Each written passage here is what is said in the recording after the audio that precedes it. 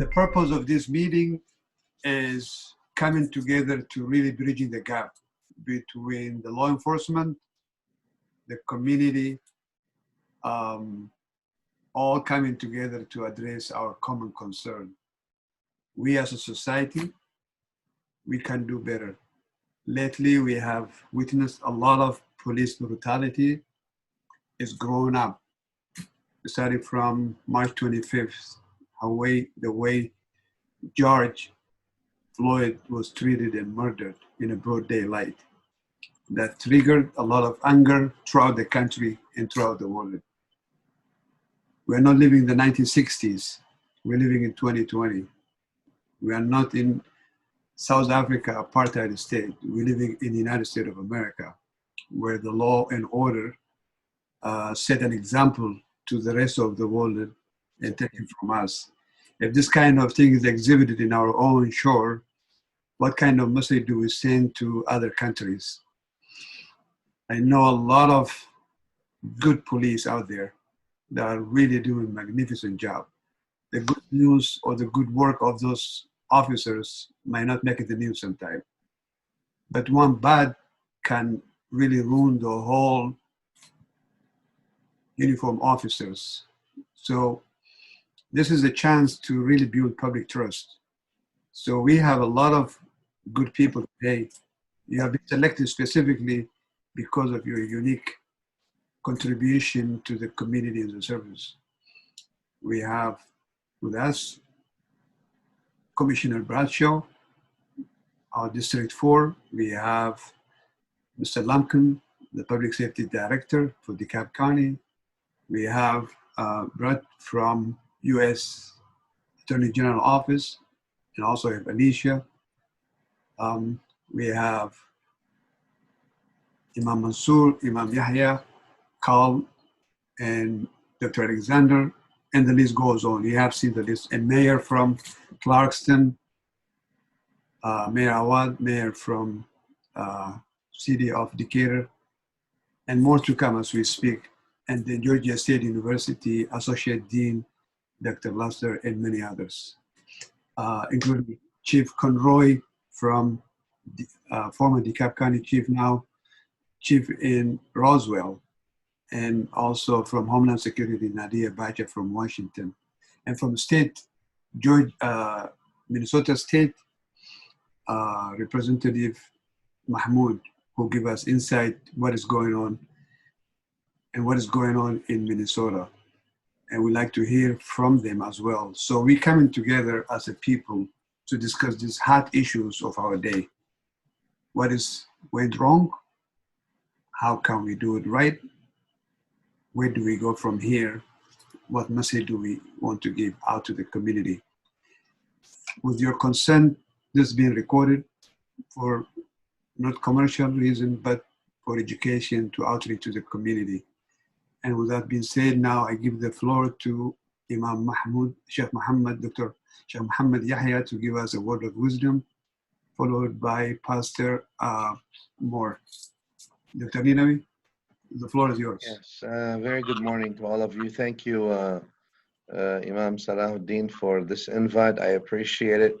As one of the community leaders in the Metro Atlanta area, I really appreciate that gesture.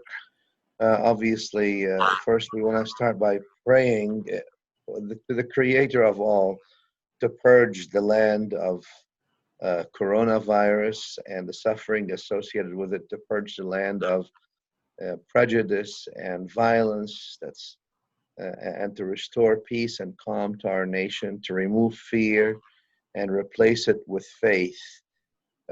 I don't want to make this too long, but like you said, I want to reiterate, I think it's in everyone's best interest as part of the community to have a cohesive community where we have understanding.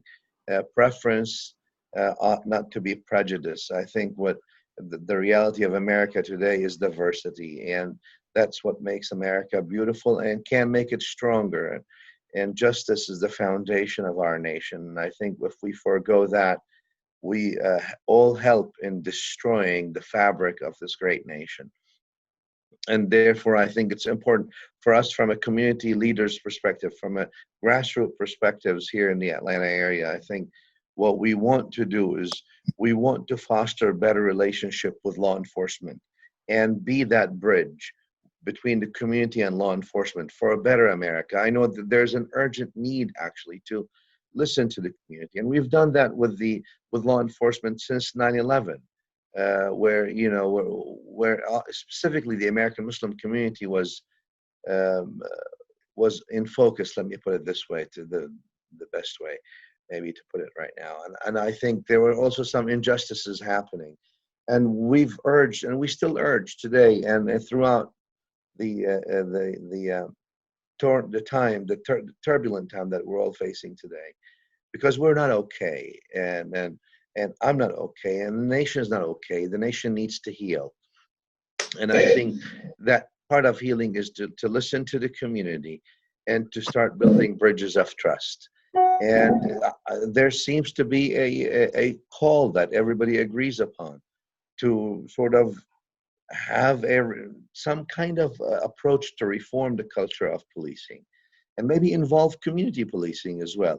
And obviously as well, it always troubled me back 10 years ago when some, let's say from my community's perspective, Islamophobes were given the opportunity to educate police officers about things. And I think it's important to have impartial guidelines for policing, and also listen to the rest of the community. And definitely there's a need to pay much more attention to police officers' safety and wellness and all that stuff. So I think that's important for us. From a community perspective, let me finish with this. It's important also not to allow these events to be hijacked by any political party for any political direction, because really this is all of us, irrespective of where you stand. So we don't, I really want, I tell my community, and I think that that's fair to share with all of y'all here, that it's important, this is not a political issue here with one party or one administration versus another. This is a long-standing issue that requires solving. And also, I think on the same token, it's important for all of us to stand against violence and looting and destruction, whether it's out of anger or opportunism. I think there's no place for that. The whole community is hurting because of COVID, and then because of all these things that are happening, and the brutality and the violence, the unnecessary violence on the street and all that. The last thing we want is further criminality and destruction and devastation to the community. So I really appreciate your invite, and I wish and pray that we all can do much better, because we all can. Thank you so much. Thank you, Imam Dr. Muhammad Ninawi of Medina Institute. And now we'll go to Pastor Moor of Clarkston First Baptist Church. Sir, the floor is yours. Yes, how you doing this morning, Imam, Wazir? So good to be a part of such a great cross-referencing gathering of our community as we address some of the issues that are facing our community and the landscape that we're now seeing in America. As a matter of fact, in the faith-based community, we're asking the question, what was the tipping point? Because some of the things that happened, we have seen for years. So we came to the conclusion that it had to be the visualization of a person actually dying in our presence. The Irish playwright George Bernard Shaw once said, "We are made wise not by the recollection of our past, but by the responsibility for our future." I was talking to Dr. Alexander earlier, and he was shared with me that he's working hard as ever up on training new chiefs. And so as we have those individuals here with us today to help us to understand that as we move forward, what policies can we institute that will help us with justice reform, police reform, prison reform, because all these things are not equal, they are not balanced. And anytime you have protest and unrest, it grows out of an unbalanced society. So we need to work together to see how can we bridge that gap, that we bring about equality for all. I was sharing with somebody on yesterday I was born and raised in Mississippi, in the heart of the civil rights movement. And so I've seen the disparity over the years, and we've had peaks and valleys. It seems like we get better, and as soon as we get better, we revert and go back. So we have to own up to our differences, own up to our very prejudice and racism. And anybody that say they don't see color, I don't trust them, because color is the first thing that we see. And many of us carries unspoken biases. So if we start owning up to what our feelings are from this perspective, I think that we can start to address the issue, because then we'll do internal introspection of ourselves to say, what can I do to make it better? So today, as we have our dialogue, my desire is that we all work towards what can we do to make it better, whether it be reforming, just continue to have serious dialogue to let individuals know that they matter. And I think that's what the cry is. Do I really matter? So thank you, Imam, for inviting us in. Appreciate it, Pastor Moore. I know I've spoken to Congressman Johnson. He was joining us this morning, but because of the bill that are been written in Congress, he was pulled in there. He told me he will try to come in even toward the end. But in the meantime, we have his representative, Eric, my good friend there. Eric, what is the message from our congressman, and what is the new bill is being, being written? What will address the issue of the police, misconduct or hold them accountable? Floor is yours. Go ahead, Eric. Thank you, Imam. And good morning to everyone. On behalf of Congressman Hank Johnson, I'm here. Eric Hubbard, I'm one of his directors. Congress has taken up, well, at least in the House, the police reform bills. These are some bills that actually Congressman Johnson actually started 6 years ago with the Eric Gardner situation with the chokehold. These bills address the police training, getting rid of the techniques of chokeholds, and also trying to have more dialogue as we work together to make sure that America's working for everyone. It was very unfortunate what happened to Mr. Floyd, to see that happen in our community, but now we see an outpouring of people. Everyone is, antennas are up. We're all looking. I mean, not only the citizens, but also in the police departments. You have officers, chiefs, and directors who are working together to make sure that we can get something good out of this bad situation. And what Congressman Johnson is doing is making sure that this legislation goes through the House. He's working with the Senate, the Congressional Black Caucus, and the Progressive Caucus are in talks with the Senate. Senator Booker, Senator Harris, Senator Warren, they have all agreed to push forth this. And also we're getting some Republican senators that are looking to get aboard on this. Senator Romney from Utah, being one of those senators. They're looking at Senator Rand Paul from Kentucky to try to get this thing through the Senate so we can have a bill that is going to work for everyone and we can get it signed. But what we have to do as citizens, we have to play our position. We have to be able to speak out. We have to be able to speak up. We have to make sure that our state legislators and our governor know that this is something that we want to do. We have to work with our police department. And we have to make sure that we are not distracted with some people who decide that they want to commit a crime doing this to take away from the message, to take away from the protest. We have to say, hey, we understand that there's some unrest, but we have to stay focused. We have to be united together to make sure that our legislators are doing their job, make sure that we're working with people of faith on all areas, in all areas, that we can get our community working together, being stronger together. And as Amon spoke earlier, the Congressman is going to try to get on. He had a judicial meeting this morning, but he's going to try to get on hopefully before we all depart. But I just wanted to say thank you, Amon, for what you do. And thank you, gentlemen on the call and ladies on the call, that we can work together and address some of these issues and what I learned here today, I will most definitely take back to the Congress. Thank you. Appreciate it, Eric. For Congressman Johnson, we wish him the best, and please keep us posted as the law being written, and anything the congressman needs the support of the community, let us know as well to make that happen. Now, Yes, sir. go to my good friend, Commissioner Bradshaw of our Dekalb County, District 4. Sir, the floor is yours. Whatever message that you have for us in addressing this police brutality, what took place in Minnesota. Definitely, we don't want to see it in Dekalb County or anywhere else.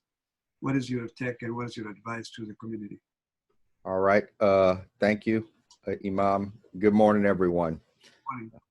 Equal justice under the law. Equal justice under the law. This is what we seek. This is what we expect. This is what we demand.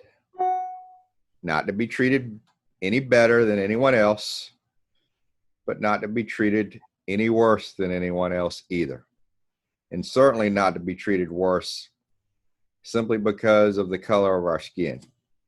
Yet this has been happening far too often and for far too long, and that needs to come to an end.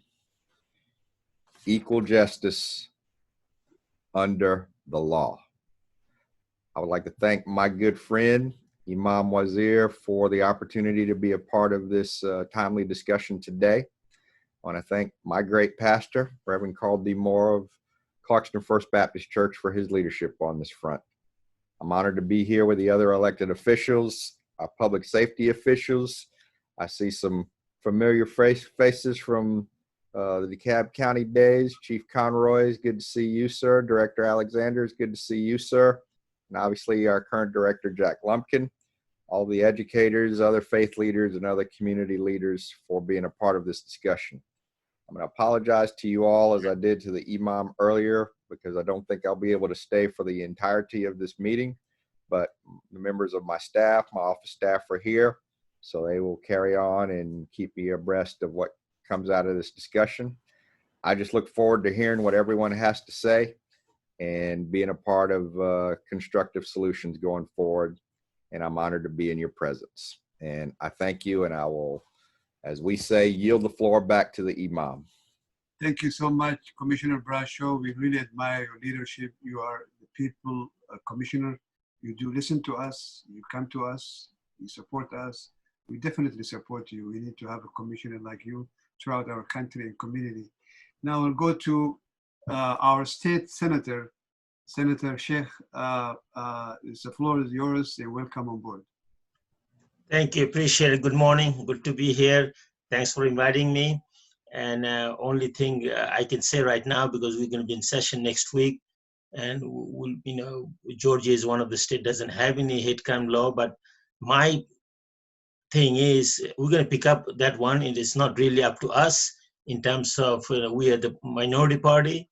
It depends on our Republican leadership to bring that bill to the floor. It comes in. This is not a perfect bill as far as I see, and but that's a start. That's a start. But the thing is, one thing I'm going to mention, this is what happened to George Floyd has been happening for a long, long time. What happened is, why is all this outrage? It's always been there, but it's all this pandemic and everything going on around the country, and that's just part of it. And the technology, people didn't see, all this, whatever happened around the country was in the videotape. Now, something happened, it will come out today or tomorrow. Somebody videotaping, even the officers has it. So this issue is just not a recent issue. This is a long issue. It will take a little bit longer time, but as time for lip service has passed. We have to do something. We can say all we want to say. That will not going to solve the problem. We can write all the laws, but the thing is, if law is not, if we don't enforce the law enforcement itself, don't obey the law, the district attorney don't bring charges, there's a lot of issues. I mean, police officers, law enforcement officers, It's been great, but there are some bad apples, just like everywhere else. But we need to take care. This is responsibility of the public, publics, politicians, elected officials, law enforcement. All of us has to work together to come up. We just can't say, oh, there's not any problem. We know there's a problem. Everybody's talking about it. Now we need to come up with a solution, and everybody got to be on board. Otherwise, this is going to be bad, not only for our state, but for our country. And, that's all I have to say. But we look into, as soon as you go back, next week, we'll look into it. There's a possibility we're going to pass hate crime bill. But do you think if you're just passing a hate crime bill, going to solve a problem in Georgia or somewhere else? No, I don't think so. But we still all, as I said, public, faith leaders, public safety officials, elected officials, all of us has to work together and have to realize. The first thing, we have to realize there's a problem. If we don't realize, then we cannot solve. And I think that's the first step for us. Thank you. I'm ready to listen to you all and learn what's going on, especially from Minnesota, exactly what's the status over there. And I would like to hear from all of you all. Thank you very much. Appreciate it. Appreciate it, Senator from Georgia State. As you said, really time for lip service is over. That's a key phrase that really captured. Yes, we need to see some meaningful change on the ground. And now let's turn to Minnesota, where all this problem that really ignite the fire, if you will. State Representative from Minnesota, we really appreciate it for your time. What is happening in Minnesota? What is the state is planning to address? We hear the city council in Minnesota is planning to dismantle the whole police. If so, how is going to be law and order being kept by the community policing? How is that going to work? Give us a little bit of insight, please. Go ahead. And what caused this problem in your view and your research as you as a state representative in Minnesota? The floor is yours. Good morning, everybody. Good morning. I'm pleased to be with all of you. Thank you very much, Imam, for inviting me to share my views. We were all shocked and saddened what we saw on the streets of Minneapolis. This is not only a Minneapolis issue. It is an issue that has been going on throughout the nation for many, many years. I think we have seen what happened, the death of George Floyd in the hands of Minneapolis police. A man is dead who should not have been dead. That's the tragedy that we're facing as a state, as a nation, and the world is watching us for what really happened. We cannot condone the violence and the looting and many things that are going on the streets, but we must not ignore the despair and hopelessness that gives people this kind of violence. We usually look at what is happening on the streets, but we don't comprehend the whole picture. We must not ignore the underlying problems that created this, that many people feel powerless, even after fighting for justice for many, many years, even after fighting for the civil rights. Many people are still living in poverty, racism that is happening in our communities. All those things bring people to show the anger and frustrations on the streets. We see them, we hear them, we represent them. What happened in Minneapolis should never have happened to anyone, especially during this pandemic that we're dealing with. Many people feel devalued for who they are. When they see their school system is failing, when they see their police system is failing, when they see the economic injustice that is going on, when they're not given the opportunity to lead and be able to be listened to, that's what happens.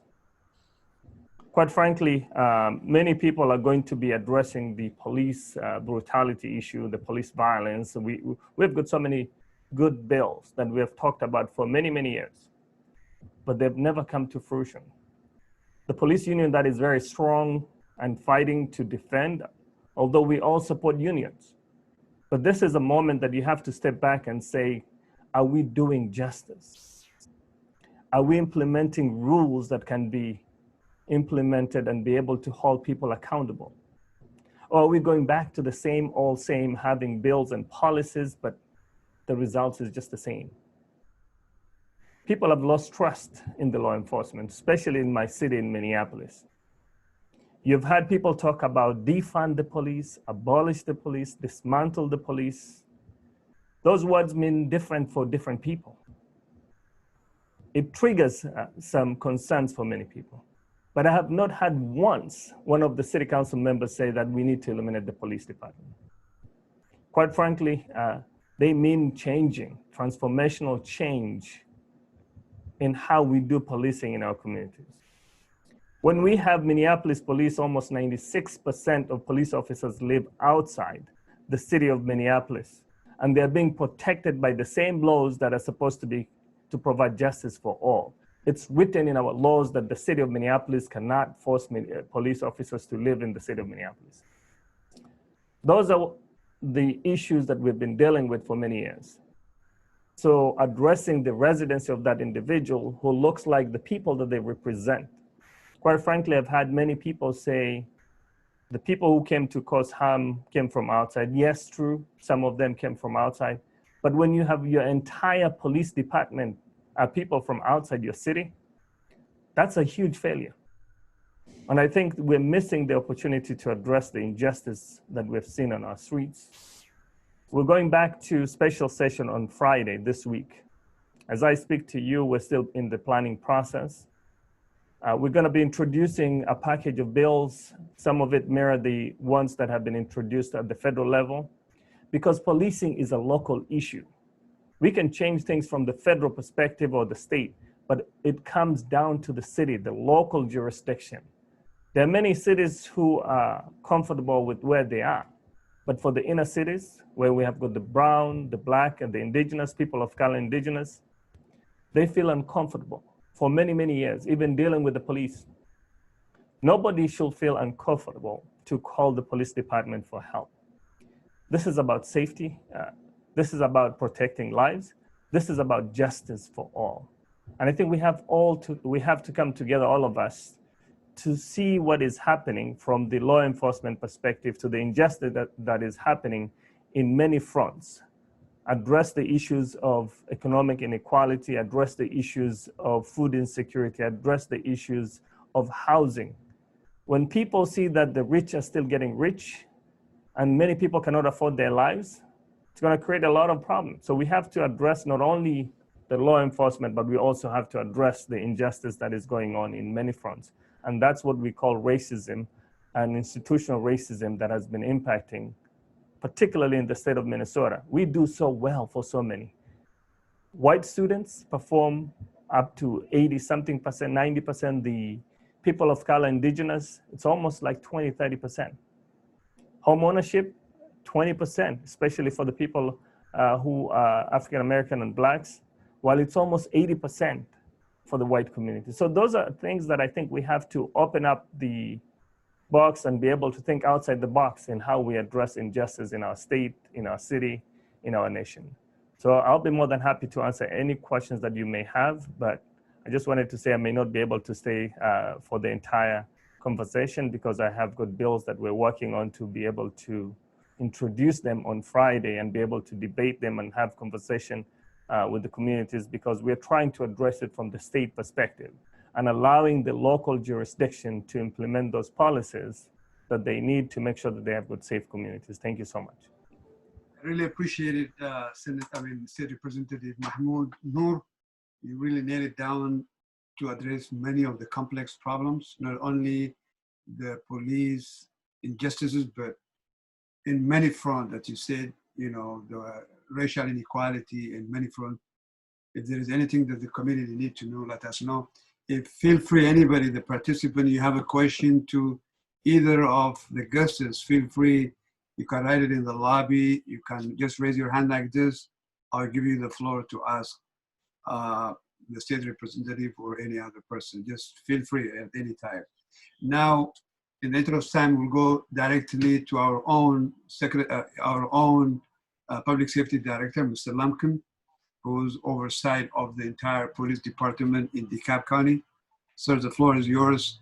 Tell us what is going on in the police department. What is the assurances those kind of brutality, hopefully and pray, will not happen in our own county? What is your take in the incident that took place in Minnesota? How can we learn a lesson from it and avoid it in our own community? The floor is yours, Mr. Lumpkin. Go ahead. Well, until we get Mr. Lumpkin, in the interest of time, I will go to Dr. Alexander, who was a former chief police, who was like 40 years of veteran police department, who ran the Dekalb County public safety director, and then also in New York, still continue to consult in law enforcement. We've seen a lot of his work in educating, and we'd like to be also tell us what triggered, what you, in your analysis, what triggered as a police former chief, what triggered that brutality in March 25th? What was your immediate reaction? And what kind of training did the police officer really going through? Did they have the tools to do their job? What are they lacking? Are they losing, are they losing their common sense? One bad apple doesn't speak for a lot of good police officers out there. But what went wrong? If one is wrong, what about the rest of the three? Just watching the death of a man who was under their custody almost? And what lesson did we draw from that? And how can we avoid those kind of things? And I know you have worked in the panel was at the time of Obama. What is that all about? Give us a little bit of insight all over those issues and educate us, please. Go ahead. Well, thank you. Can you hear me okay? Yeah, we do. Okay, thank you very much. And thank you for inviting me. It's good to see you. Good to see a lot of old friends I haven't seen in a while. And thank you for the opportunity. Unfortunate, it has to be at a time like this, but this is where we are today. But in regards to your question, let me get to it because it's a lot I can say, and I want to be as brief as I can in the interest of time and respect for everyone else that's on this Zoom call. What we saw happen on May 25th is it's very hard to find words for other than the fact it was a murder that occurred in front of all of us. Once we all had an opportunity to see that video, and we've seen it over and over and over and over. But let's just be reminded that the history of policing in this nation between police and people of color has never, ever been at its best. It goes back to slave patrols when many departments were originated in this country. And so if you come all the way up through the civil rights era, Jim Crow, right on up, police historically has always been used to oppress a certain group of people, and mostly Black and brown folks. If you go back and look at the history of the Minneapolis Police Department that started in the mid-1800s, what you will find is that it was a community of the elite that started a police department that had no rules or regulations attached to it, but their primary goal was to keep immigrants, poor white European immigrants, in place at that time. And then in later years, come people of color into Minneapolis, and that philosophy still stayed the same. Now, certainly enough, over time, Minneapolis Police Department, like many other police departments, grew and evolved and had policies and became a little more sophisticated, had police officer standards that they acquired over the years.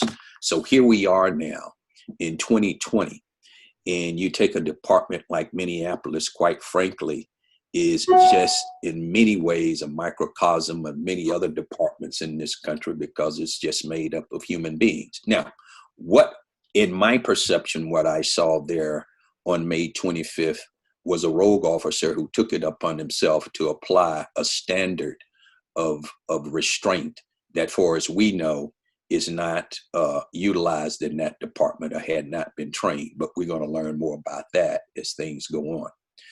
And he was accompanied by 3 other partners, as we all witnessed, who failed to take any responsibility and act as Mr. Floyd cried out for his life And subsequently, he passed out and subsequently died, and probably died right there in front of us. And then you had citizens on the street that was begging those officers, please let him breathe, which those officers actually paid zero attention to. So yes, we have a homicide that occurred right in front of us, but what's more concerning to me, what's equally concerning to me, is how does a police department maintain, or how does people with that type of attitude, behavior, exist inside a larger system? And I think that goes to what you're saying, Brother Wazir, is, and we often hear, well, we all got a few bad apples in our department. Yes, we do. But the problem is those departments sustain or hold those types of personalities and philosophies in place. So which suggests to me that you also have agencies that in and of themselves need to have some major reform. And I think that's what we're hearing a lot of that's taking place in Minneapolis, where they're talking about, they use the term get rid of or reestablish or do away with their police department.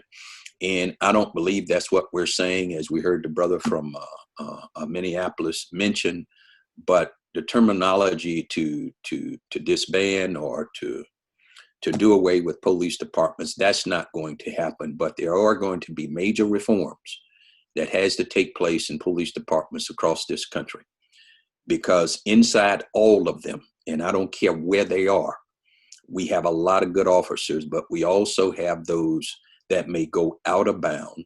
And if they do, we got to make sure that we have a system, a larger organization that does not allow them to exist within that police culture. Because if they continue to exist, then your department is going to continue to be problematic. And it may be harboring and holding these types of attitudes in place. And we all want to define ourselves as having a great department, but quite frankly, we got to get those type of people out. So it is a huge issue. Reform is well overdue. And I think you've heard that already from a number of your guests. And I think the community is going to have to be more involved in the reformation of the police departments across the country, because we're looking at cultural change. And I think the cultural change will come with new policies being written. But they can not only just be written, they also have to be exercised, which means that you have to have oversight from the top of that organization. We got to take a very good look at who it is that we're hiring, because it is clear to me neither the four of those men had any sense of compassion or moral compass or the ability to be humanistic. And if you don't have those basic fundamental characteristics in place, I can't teach those to you in a police academy. You have to come already equipped with that. So that means you learn those things in your family of origin, in your community, your foster home, wherever you grew up. Because if you did not, if you were not raised to have a moral compass or to be compassionate or have a sense of humanity, then you're certainly going to fail anywhere where you're going to be involved in delivering a service to people. And this was clearly the case here. And even though one of the officers, Lane, mentioned, as we're hearing about now, he said to former officer Siobhan, shouldn't we allow him to breathe? Siobhan says no, but they stayed on him. But quite frankly, his moral responsibility was to do whatever he needed to do to keep Mr. Floyd alive when he heard him begging for air. So it's going to be totally inexcusable. It's totally unacceptable. But when it comes to recruiting, we got to have people who are able to come equipped with the basic fundamental elements of having some humanity. And then we have to train them appropriately. And then more importantly than that, once we have them trained, they have to be supervised. And they have to be closely supervised. And once they're closely supervised, we got to have a way to measure our accountability in terms of the work that they're doing. Policing is a very dangerous profession. There are dangerous people out there who will hurt you. And we have to train our men and women to be able to protect the public, to be able to protect themselves, but also be able to use the force that is only necessary at that time. but each and every event is going to have its own set of circumstances. So that means if there's an officer involved shooting where a death is employed, where death happens, you must be able to employ an outside agency to be able to come in, and for the public sake, and for that of officer as well, to be able to do a fair and balanced investigation, one that is done thoroughly, but one that is done with some haste, because what people will not tolerate are these long drawn out investigations that give the appearance as if something is being hidden. So I'm going to end there. But I think we're at a place in this country, and as we speak, Congress is in session. They're hearing testimony on police reform. And I have friends who are there who are testifying today that are noble members and who are going to make strong arguments, of course, and strong statements in regards to significant changes being implemented into our law enforcement communities across the nation. And I'll end right there. And thank you very much, Brother Wazir. Thank you, Dr. Alexander. Really, you are an asset for our community and our country. It's a big help. We're looking forward to continue work. Even though you are far away physically, we're not going to leave you alone. We're going to pull you over whenever we need you.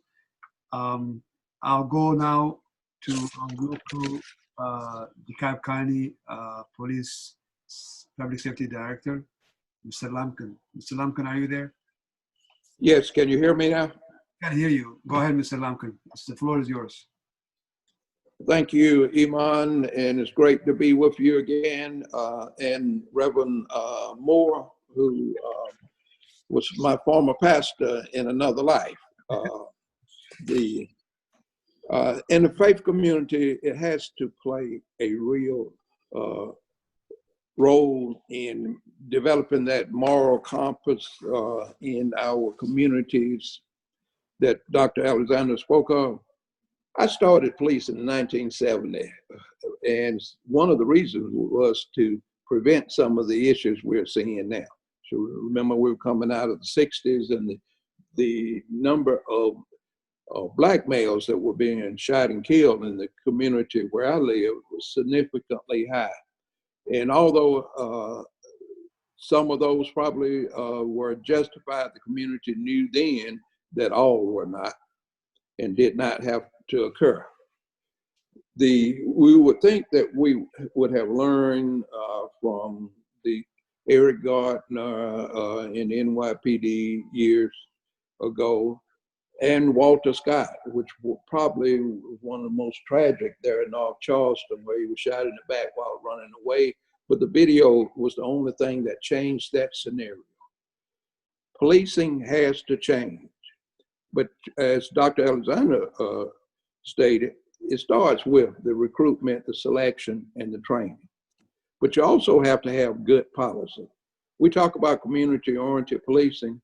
In my estimation and belief, community-oriented policing does not work unless we have community-oriented government. The police are subsets of government. In our case, DeKalb County is the authority.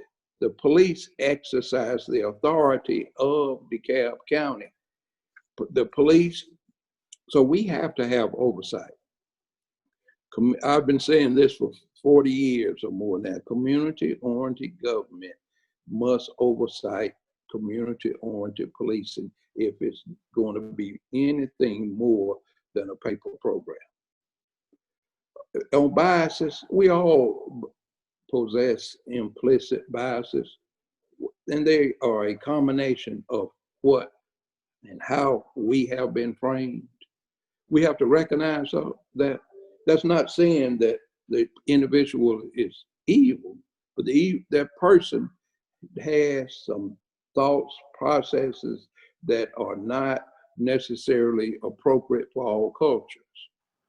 The recruitment, selection, training, screening processes should screen out those individuals. But in many instances, we don't use psychological testing. In many instances, we don't pay attention to psychological testing.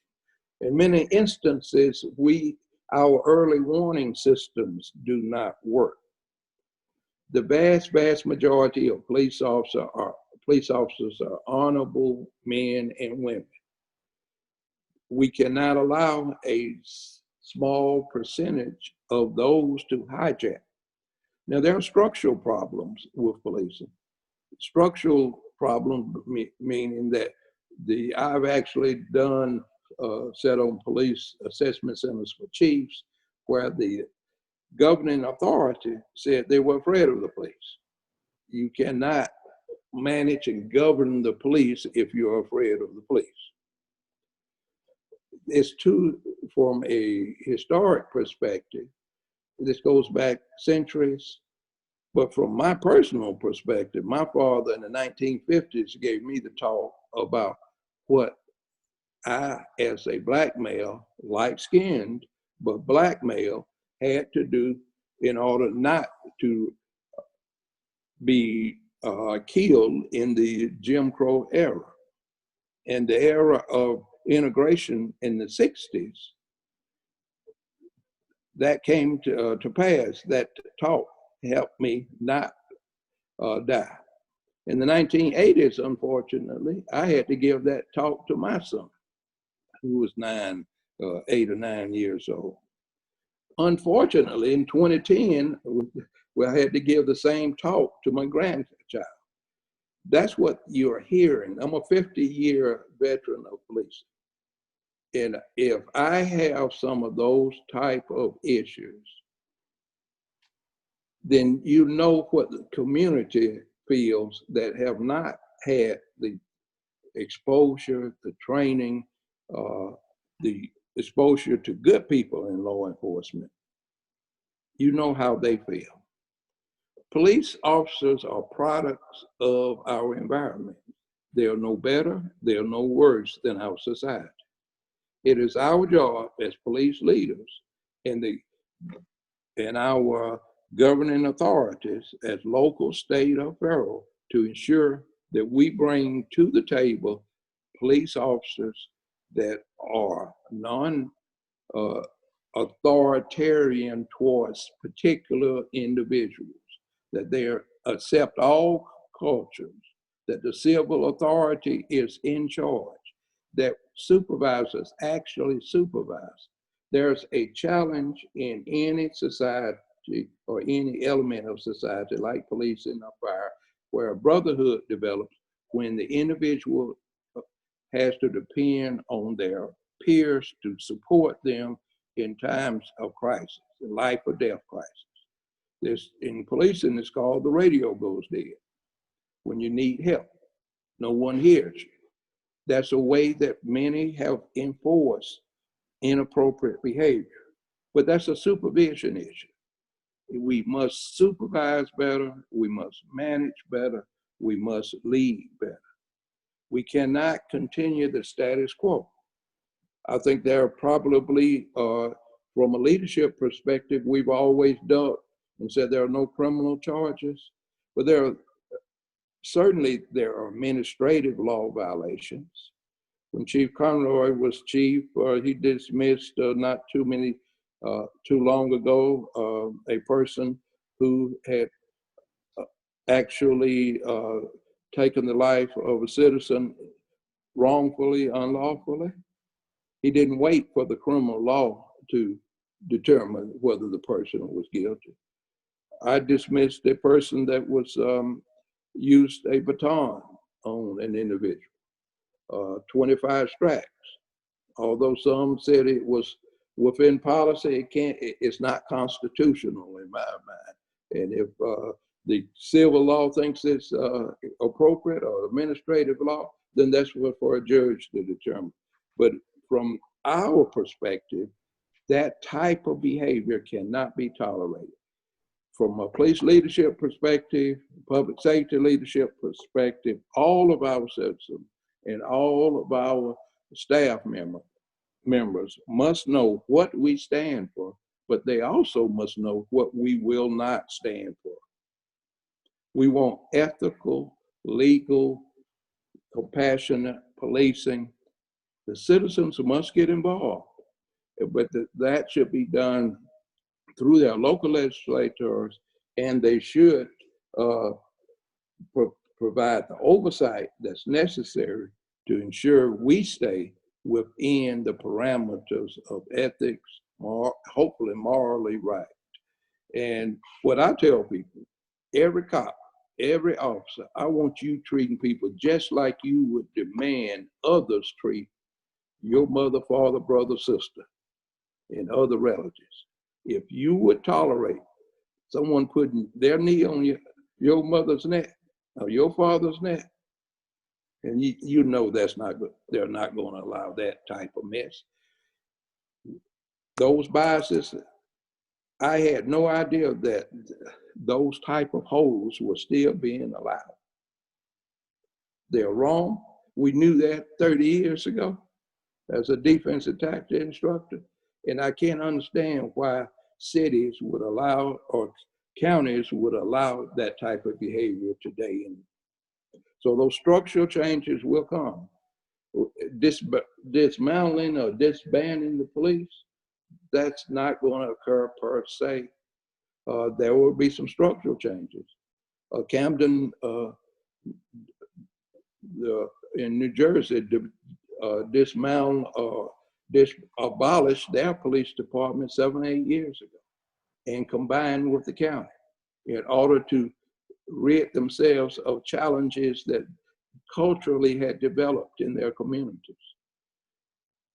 That was at one point a really, really challenging community that typically had a high murder rate and a high use of force rate.